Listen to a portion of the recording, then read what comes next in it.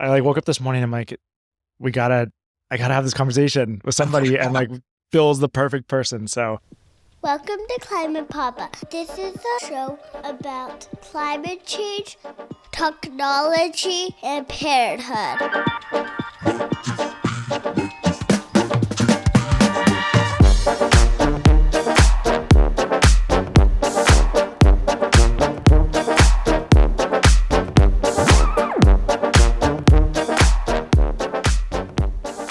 hi, welcome to Climate Papa, a show about the intersection of climate change, technology, and parenthood. I'm Ben Idelson. I'm based in Seattle, and I invest in product-led climate companies. And I'm a papa to two kids, a 5-year-old girl and a 2-year-old boy. And I'm here today with Bill Clerico. I reached out to Bill this morning somewhat urgently as I was trying to process what was going on with the fires on the East Coast and connecting that to my relationship with the fires over the last couple of years and my kids. Bill, do you want to quickly introduce yourself?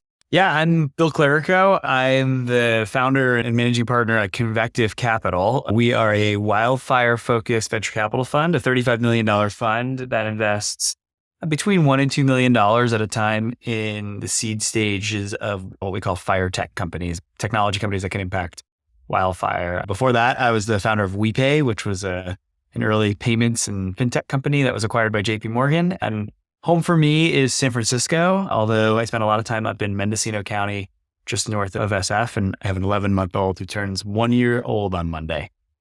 Oh, happy birthday to your soon-to-be 1-year-old. And Yeah. Congratulations to you on 1 year of parenting. Thanks. Yeah, we made it. It's been so awesome. And I think also just puts, as you think about climate change timelines, it puts Yes. them in like stark perspective. Yeah. I guess first, before we get into the fun and technology and our careers and all of that, what is your 1-year-old up to these days? Yeah, he's learning to express himself physically, vocally, crawling, almost walking. He's got a couple words. He can talk to our dog, who he calls Pup. Very cute. Doesn't quite have data yet. I know where I am in the pecking order. That's okay. The dog comes first. Yeah, but he's awesome. He's been just such a gift to my wife and I. We've just loved our first year of parenthood. You're traveling right now? Yep, he's with us here. We're in Boston visiting family for a few weeks this summer. Okay. And how was the flight out there? I actually had a work meeting, so I had to go separately. But Okay. my wife, who is a total trooper, How was her flight out there? I think it went fairly well. You know, we tried to time it with naps, and he, I think, had a lot of activity and roamed a lot. But ultimately, they got through it, which is great. We found that like before, I don't know, 9 months is pretty easy, right? You can like strap them in or hold them in, and they're like, not really aware of what's going on around them. They're not like socially that interested in the people behind them. And then 2 years on has gotten easier. The in-between, like essentially 1 to 2, they're like, I don't really want to watch a show and I don't want to stay here. I want to talk to the people behind me and I want to run up and down. Last summer, when he was 7 weeks old, we drove from San Francisco to Boston in our wow. camper van, which was a true adventure. But to your point, was actually pretty easy. He just slept the whole time and we did our thing. Yeah. You are in Boston right now. How's your air where you are? What's going on with the fires? Yeah. As we said, a large smoke plume over the East Coast of the United States. Here in Boston, we had it 2 days ago. Yesterday it was in New York. Today it seems to be really centered around Washington, D.C. I think different folks gotten to experience that firsthand. I think what's different about this event relative to other events is that it's kind of rare to have that type of air quality on the East Coast, and particularly over these like really major metropolitan areas. And so I think that's really been a giant wake-up call for people that maybe historically haven't had that firsthand experience that we sometimes have out west. And I think it seems to always have like the intellectual experience where you're like, oh yeah, I read the news. That sounds really rough over there. Like I understand scientifically it's bad for people's health and it's an inconvenience. And then experiencing it is this whole other level, and experiencing it with kids. Or we were in San Francisco in 2017, October 2017, that's when we were pregnant with our first, and my wife had to like make sure people kept the windows shut because we were researching all about pregnancy and the risks of wildfire smoke, and then of course the time period where it hit during COVID on the West Coast and in Seattle. This was in summer 2020. It was like the low point for many people was that moment, and I think especially people with kids, because then their kids were stuck inside going crazy. Like, being outside that summer was the way to get through the COVID summer. I don't know. Totally. Yeah. I remember for me, like it was September of 2020 was like that big red sky day in San Francisco. And I remember I was on like a Zoom call with like my boss at JP Morgan and a couple other people on the team, and they were mostly in New York. And I like was trying to explain to them what was going on. And I just like turned the camera to show outside, and you could see the street lights were on and it was still dark outside. And I was trying to explain, and I literally, my voice cracked because it was just like really emotional. There was something about like the feeling of such an intense smoke and darkness that was like, sure, there's lots of science and we can talk about science too, but it was like a very sort of emotional, personal moment for me. That was one of the moments that pushed me into starting Convective. What were the other moments? The other moments were we had a fire. So we have a cabin up in Mendocino County in the Anderson Valley in a town called Boonville. And our cabin is 6 miles up a dirt road on the ridge. And it's really awesome, very rural setting. My wife and I really love it up there, as does Sully and the dog.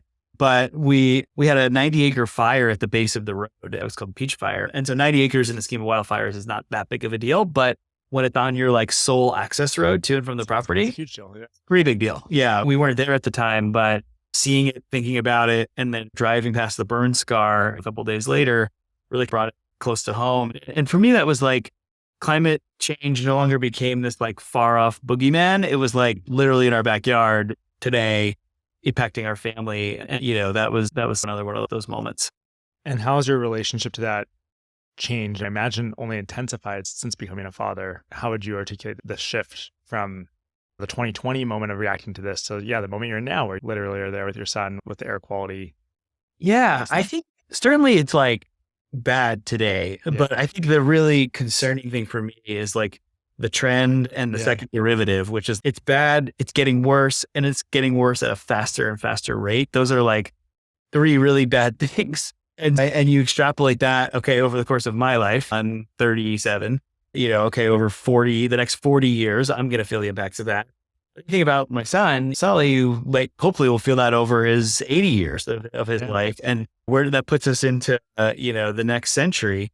And that's well into all of those really scary forecasts. And so I think that I don't want to look at him 20 years from now and have him look at me and say, what did you do to try to stop this? Sort of a real sense of obligation, in addition to just wanting to try to make it better for myself and for him.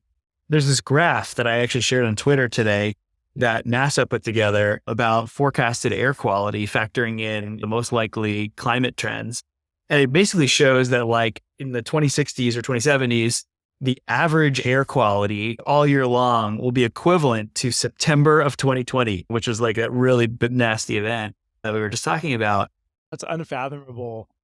And yet we can't look at that and just be like, just because we can't fathom it doesn't mean it's not going to be that, right? Yeah. We have to actually take it as that wake-up call to say, this is the projection based on, I don't know, I need to dive into the underlying paper and model, but that is the projection and we have to do something. Otherwise, that is our best model of what it's going to be.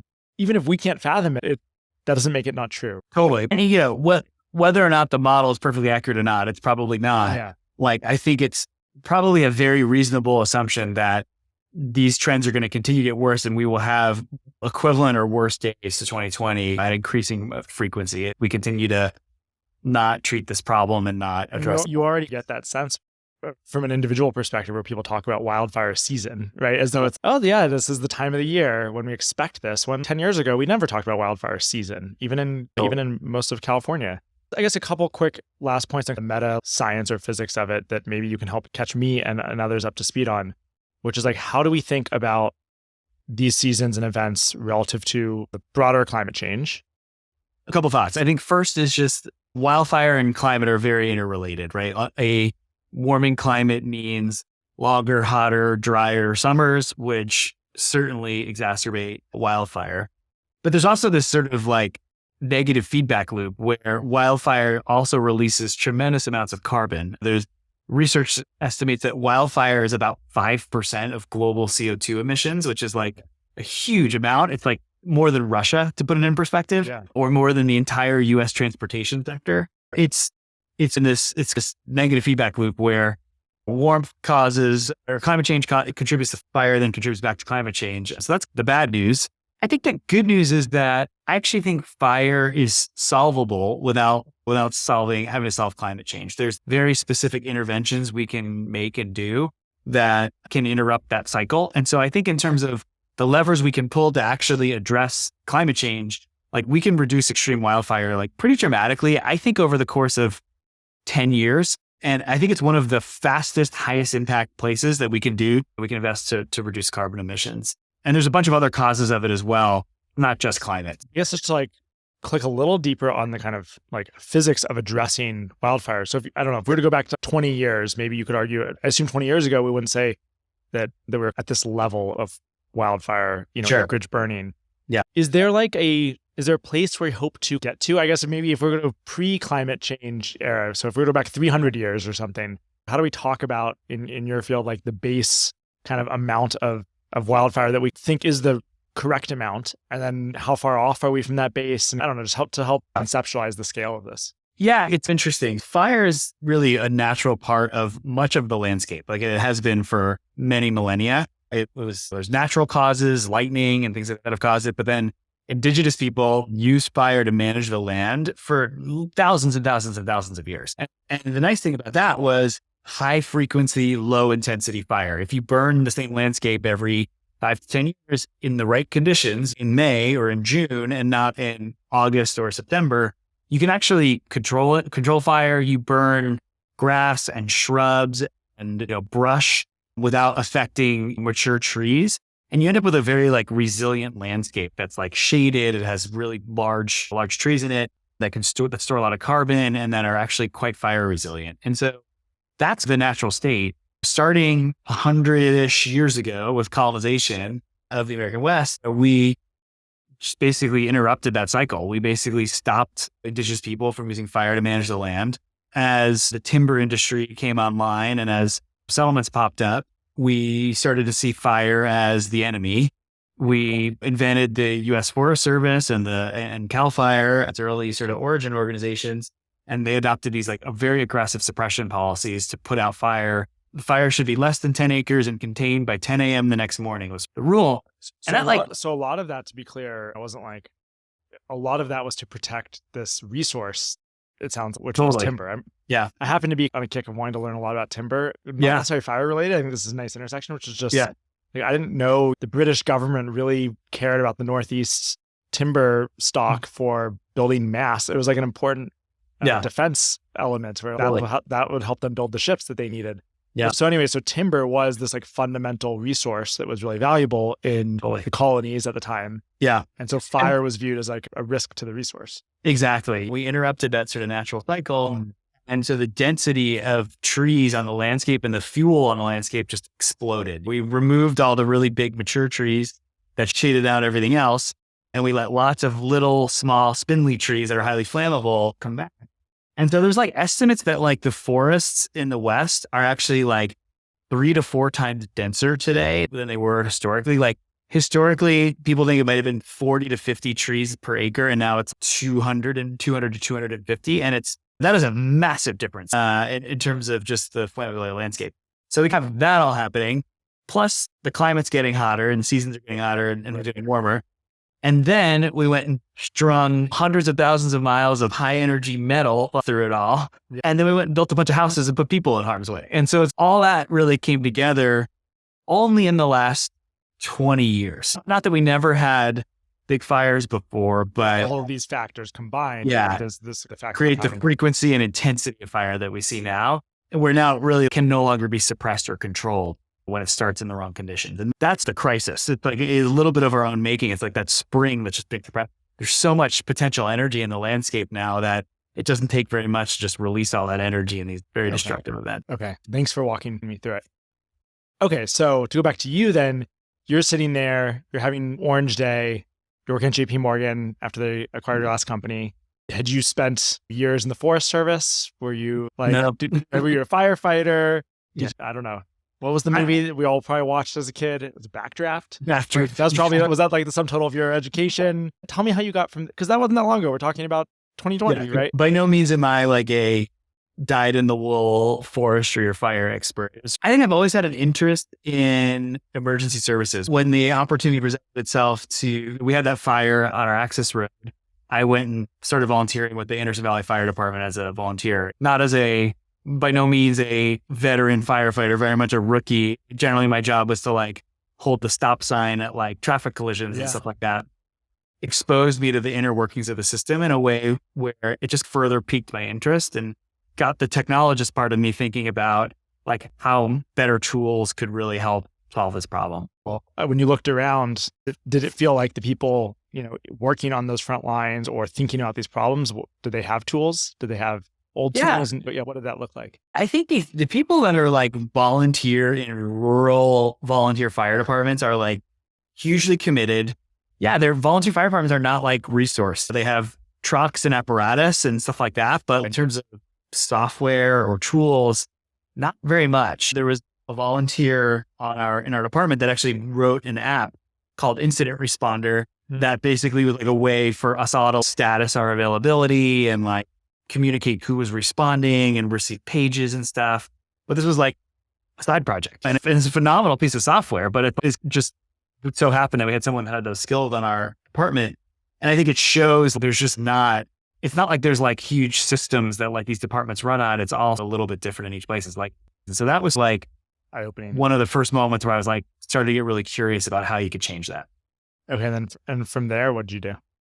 So from there, I started writing some angel checks. So I was just like, hey, I'm going to start investing in companies. And just personally was writing some small checks into different businesses. I think I also, as I started to talk to like experts in the field, I realized that depression was important. And fire departments are important, but there's also like this whole piece around landscape management and this whole piece around community resilience. Yeah. It's like equally important and is also very under-resourced from a technology perspective. And so it's hard to kind of more significantly under-resourced, right, than suppression. Yeah, totally. I mean, talk about timber, the state of the art in timber is to do a timber inventory, you do what's called cruising. You go walk around and you count the trees and measure the trees. And then when you want to go cut those trees down, they paint it. And it's a very manual process. That's great and it works, but there's ways to make that process a lot more efficient. And more accurate. Remote sensing, using LiDAR, using cameras, all kinds of stuff.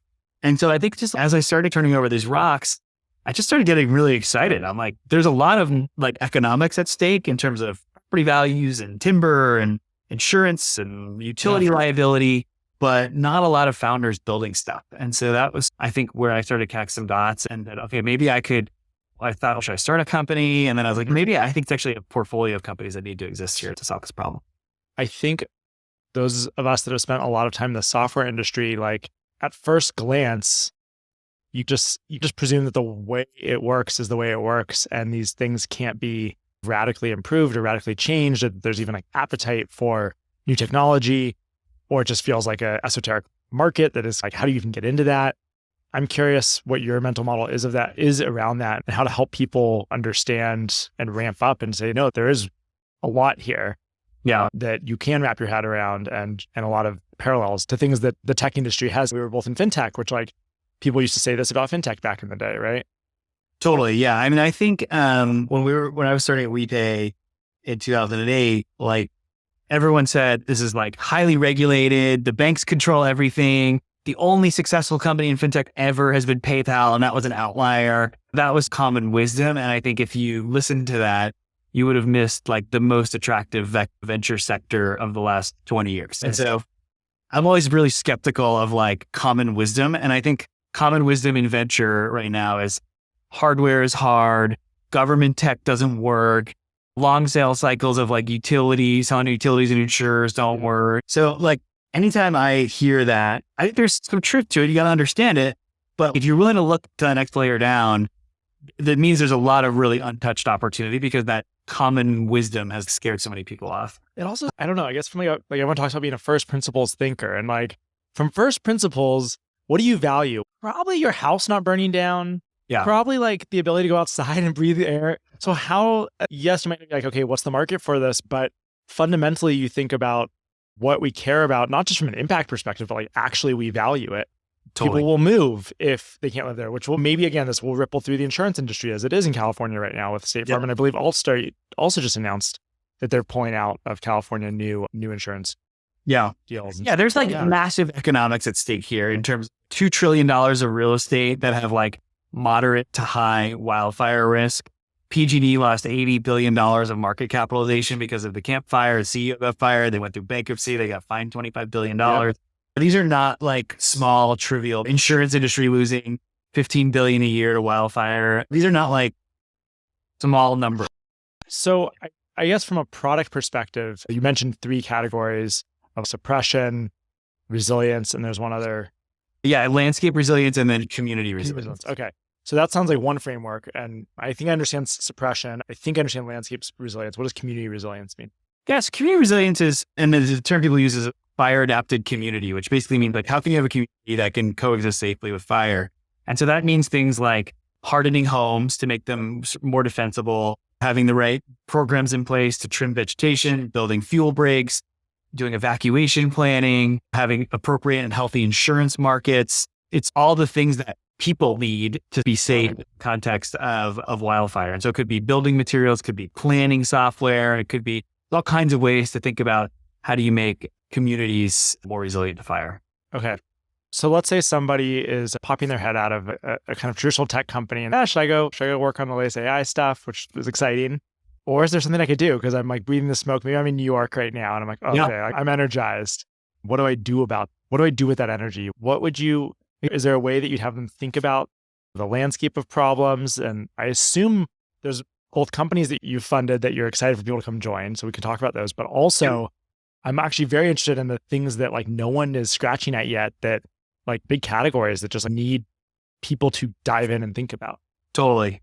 I think there's lots of ways to think about that. So the sort of problem space is one framework which we talked about. I think it's really interesting to take that problem space of landscapes, communities, and suppression and intersect it with what are the proven technologies that have been applied to all kinds of other industries, but have not yet been applied to those problems. Whether it's drones, AI, Fintech, there's lots of ways to think about the application of like very proven technologies to these problems. And if you just connect those dots, it's like a very fertile space to think about idea generation.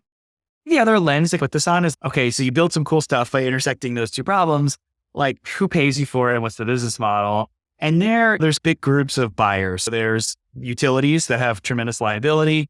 There's the insurers, which also have tremendous liability. There's public safety agencies, which are actually reasonably well funded around this. CAL FIRE's funding has almost doubled year over year. There's $5 billion in the Inflation Reduction Act for wildfire mitigation. Like there's stuff working its way through the system that makes government, I think, a better buyer of technology than they've ever been before. I think the timber industry is a buyer. Real estate owners, whether that's a private homeowner or a business owner, are all buyers. I also think like the hospitality industry is a buyer. You think about people canceling vacations or hotels burning down. Like it is a really disproportionate impact on the hospitality industry as well. Is that because the hospitality industry tends to sometimes be also like more invested in places that have additional wildfire risk, or just that their business, like a homeowner can like, I have to deal with this week of wildfire season. There's nothing I can do about it. I'm going to go get some air purifiers, but a hotel is like, this impacts the bottom line in a way that I can't stomach. Yeah, you think about New York is one thing, but if you had a trip planned to Lake Tahoe and the AQI is 400, you're just not going to go. You're not going to go. And whether that's you're going to rent an Airbnb or stay at a hotel, that causes like massive vacancy across those properties and customer service issues and refunds. And how do you think about travel insurance in that context? How do you think about insurance for the hotels themselves? So there's like the air quality impacts, I think, are quite big. And then there's just like the direct fire impact. You think about the Napa or Sonoma, the Meadowood burned down, a fair number of other hotels burned down. Right. Hotels have very expensive facilities that largely really can't be fully insured against fire risk either, just because it gets too expensive. And they also just have these like big assets that need to be protected as well. Okay, so maybe if we go through, I think it'd be at least fun, and you maybe done this a bunch, but I haven't thought nearly about it from the kind of the product lens that you have, which is let's take fintech and apply it to these different categories. It's like, you need to find new ways or improved or easier ways to invest in improvements, right? That maybe aren't happening yet. So what's the buy now, pay later for this home improvement or this community improvement? The company I want to see get started there, I've been talking to founders about this, is insurers today, they really think about their business as like setting rates. It's about risk transfer, right? I buy a risk from you and at this price. It's very hard to make those rates work because they have to price using 30 years of historical data. under the regulations, but that doesn't accurately reflect the expected losses going forward. And so they're really in trouble. And that's why people are leaving the market. But what if instead of that being the only lever on their business, they actually thought about taking some of this capital that they have and investing it in mitigation and saying, hey, we're going to lend you money to put a new roof on your house or to build a community fire break or to put gutter guards on your house or new composite shingles. I think there's some really interesting ways to make that pencil, but it's going to require the right team to go figure out how do you go convince insurers that's a smart way to invest money. But that to me could be an enormous company. That is really interesting. It's underappreciated how much insurers have all this float. And like, I think this hit me, and I don't know if you ever listened to the Acquired podcast, and they did the whole Berkshire Hathaway series, and like just understanding that like, oh, Berkshire Hathaway has two companies that kind of feed off each other. There's this like insurance company that generates all of this premiums that are going to be float that then can be invested in all these operational businesses that throw off cash, this kind of flywheel. And yeah, the more that it even compounds more interestingly if the insurance company is spending that in a way that drives down the risk, right? Do you want to buy treasuries at 4.5% or 5%, or do you want to cut your expected loss by a third? Yeah. It's way better to do the latter. Yeah. Have you watched Kettle at all? The reinsurance company? I have. Yeah. I think super highly of those guys. They're one of the first tech companies to really think about reinsurance model. Yeah. Okay. So that's one big area of fintech. Let's talk about drones. Yeah. So we're investors in a company called Rain, which is building autonomous drones for wildfire suppression. I think that's one implication. Yeah. One of the really interesting things about autonomous drones and suppression is if you can catch it early, you have a chance of putting it out before it gets too big. And one of the only ways to really get there fast enough is to have distributed aircraft that could respond within minutes. So not launching tankers from central bases and wasting time getting there. And so you could see a world where there's Rain aircraft installed all over the place on the roof of a fire station in every town. And in doing so, you can dramatically catch ignitions sooner. So I think that's one application of autonomy. There's also just more straightforward things like doing better power line inspections or using LiDAR to better scan trees or creating situational awareness. So it could be drones or it could be ground transport. It could be little autonomous vehicles that drive through a forest and a timber company purchases these or pays to use these that would do a better assessment. Totally. Yeah. Or even autonomous forestry equipment, which is a lot of time gets spent dragging those logs up to a landing. And could that be automated? Yeah. Could you increase efficiency there? There's some companies working on stuff in that space. But I think there's massive opportunities for efficiency. Okay. And then generally AI, machine learning, it applies to all these things. But are there particular ways in which you think if one is excited to go work with those tools in those spaces to be like, okay, let's apply that to the fire problems? I think AI can be applied in a number of ways. I think predictive analytics is one. How can you get more accurate weather forecasts? How can you predict fire behavior? That has really big implications. Applying AI to imagery. So to be able to analyze whether it's video to detect fire or satellite imagery to increase fuel analytics or tree analytics or even fire analytics. Another related area that actually I think there's a founder that I might have sent your way around if we think about all the forest land in the US, we need a plan and then a model for how that plan would play out in these different situations. And I think it's a fascinating problem to think about just like how you manage that process. I don't know as much about this as probably you do around who cares about seeing those plans, what's the format of them, how do we group them together and create a holistic understanding of what the kind of forestry plan is so that we can say, okay, this is where the risk is, and then back to financing. Okay, let's finance like an improvement. Yeah, I totally agree. And I think like the U.S. Forest Service has got a huge responsibility there, and has to do like different states and private landowners. One of the really big impediments to that though is NEPA and CEQA compliance. So it's the various environmental regulations. Okay. And you require to submit these really detailed plans.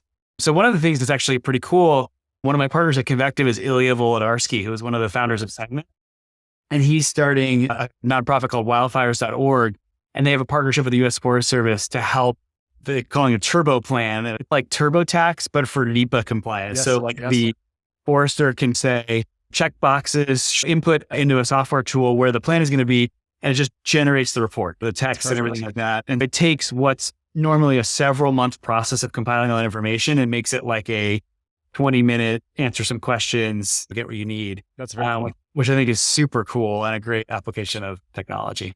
And that segment team between Ilya and Peter Reinhardt. Like something is right from that, from analytics on your website to helping us on climate. It's a great flow of talent into the problem space. Totally. Cool. Those are all really interesting areas where people should look at the existing companies that you work with and think about companies. If someone wants to go a level deeper than this conversation on your world, what's the best way to do that, or to talk to you about what they're thinking about now that they're more activated than ever after this week's terrible smoke? I'm always happy to chat with people. I'm on Twitter at Bill Clerico, or people can send me an email. I'm just bill@convectivecapital.com, and always happy to chat with people that are starting to think about this problem.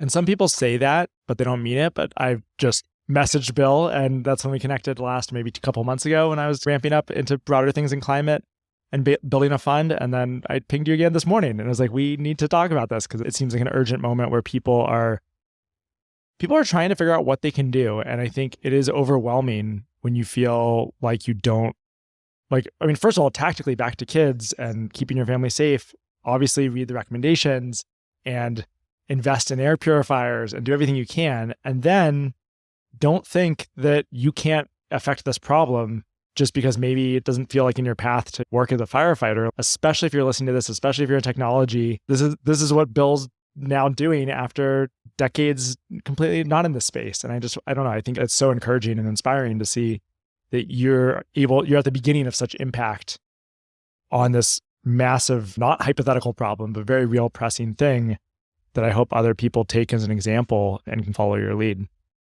Thanks. Yeah, I think we need more smart, committed people working on this. And I view very much my job as an investor, but also as an evangelist for talent. I'd love to have more people in this world. Whatever I can do to help make it easy for people or to provide on-ramps, I'm totally happy to do. Thank you, Bill. I hope we did some of that today. So I really appreciate it.